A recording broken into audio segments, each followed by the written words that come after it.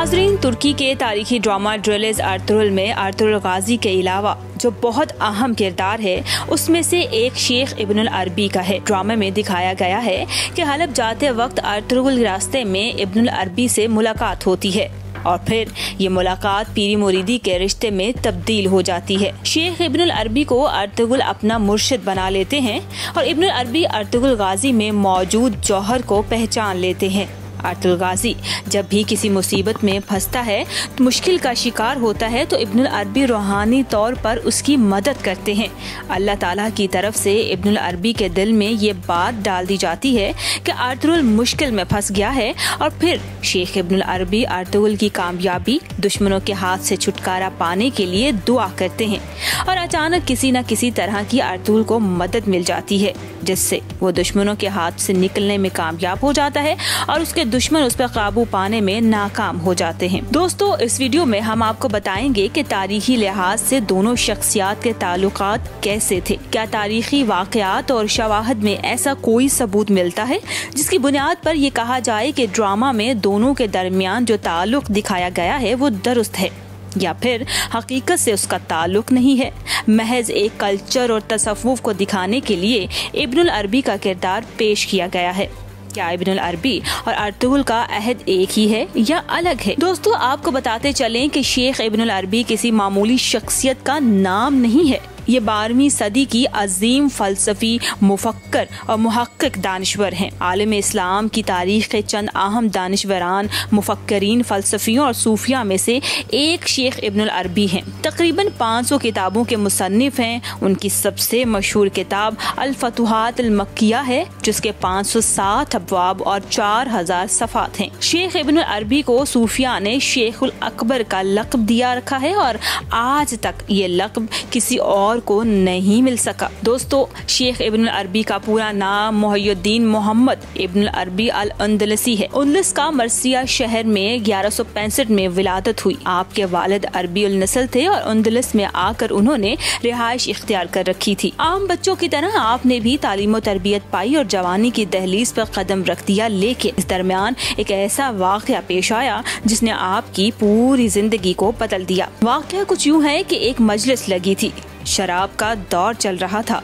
Sheikh Ibnul अरबी भी जाम हाथ में लेकर पीना चाह रहे थे कि अचानक एक आवाज उनको सुनाई देती है, ए मोहम्मद, क्या तुमको इसलिए पैदा किया गया था? तुम्हारा काम शराब पीना और इस तरह की मजलिसों में शिरकत करना नहीं है। इस वाक़े के बाद इब्नुल अरबी जाम हाथ से फेंक देते हैं और वहाँ से बाहर निकल जाते हैं। इस वाक़े के बाद उनकी कैफियत बदल जाती है। तसव्वुफ, फ़िक़्ह और दीगर अलूम में उन्हें कमाल हासिल हो जाता है। उन्हें एहसास होता है कि हमारे सीने में जो इल्म है उसकी तबलीग और तशहीर के लिए उंदलस मुनासिब मुल्क नहीं है। चुनाचे वहाँ से निकलकर 1194 में मराकश पहुँचते हैं। 1199 में उनके दिल में अल्लाह ताला की तरफ से ये बात डाल दी गई कि मेरे बंदों को उसके करम के बारे में बताओ जो मैंने तुम पर किया है। चंद साल के बाद वो वहाँ से मक्का मुकरमा पहुँचते हैं और तकरीबन 2 साल यहाँ क़याम करते हैं। आखिर उम्र में शेख इब्नुल अरबी दमिश्क आ गए।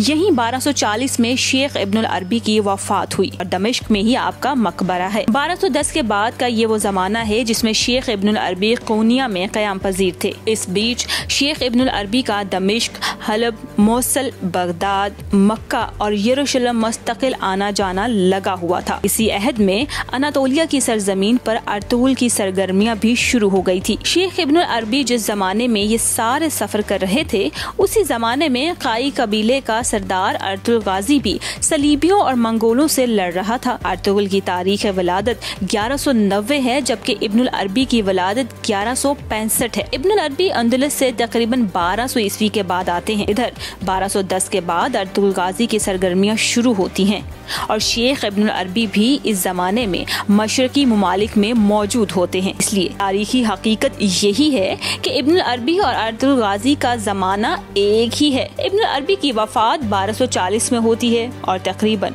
1220 से 1240 का जमाना ही अर्तुगरुल के शबाब का है और जिसमें वो अपनी मुजाहिदाना सरगर्मियों का जौहर दिखाता है, मुसलमानों को मुत्तहद करने की कोशिश करता है और एक अजीम इस्लामी सल्तनत का ख्वाब देखता है। जिन दिनों अर्तुगरुल अनातोलिया में होता है, शेख इब्नुल अरबी कोनिया में होते हैं और इसी बुनियाद पर दोनों की अक्सर मुलाकात भी मुमकिन है। ड्रामा में ये भी दिखाया गया है कि अक्सर कोनिया से हलब या दमिश्क जाते हुए शेख इब्नुल अरबी अनातोलिया में मौजूद काई कबीले से होकर गुजरते हैं, अर्तुगरुल की खैर खरीद मालूम करते हैं और उन्हें नसीहत करते हैं। ड्रेलिस अर्तुगरुल के पहले सेशन से लेकर तकरीबन चौथे सेशन तक इब्नुल अरबी के साथ अर्तुगरुल के ताल्लुकात को दिखाया गया है और ये अहद 1215 से लेकर 1240 तक का है। इस अहद में अर्तुगरुल जवान था और शेख इब्नुल अरबी ज़ईफ थे, इसलिए ये बात यकीन के साथ कही जा सकती है कि शेख इब्नुल अरबी की अर्तुगरुल गाजी से मुलाकात हुई थी। अर्तुगरुल गाजी के राइटर मोहम्मद बोजदेक का भी दावा है कि उनके पास ये तारीख मौजूद है,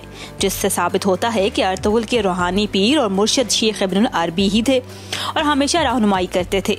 दोनों की मुलाकात थी और अर्तुगरुल को नेक सालिह बनाने और अल्लाह ताला की ज़ात से ही हर मुश्किल में मदद मांगने की तरबियत की थी। इसी बुनियाद पर ड्रामे में इस किरदार को अहमियत के साथ जगह दी गई है और नाजरीन की दिलचस्पी भी इस किरदार में बहुत ज़्यादा पाई जाती है। दोस्तों, ड्रामा अर्तुगरुल में शेख इब्नुल अरबी का किरदार बहुत अहम है।